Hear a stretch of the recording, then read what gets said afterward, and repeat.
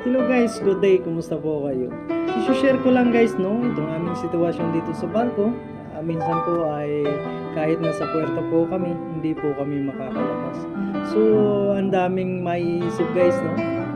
Ang ganitong situation ay napakahirap mo dahil ang daming maiisip guys dahil nakikita mo po ang lupa.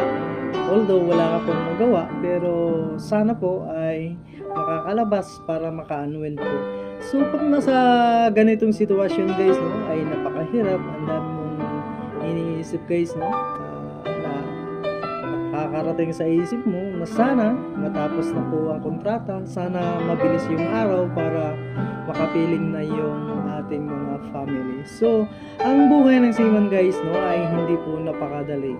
So kami po ay nagtitiis para po sa aming family. So thank you guys, no, for sharing, and God bless po sa inyo.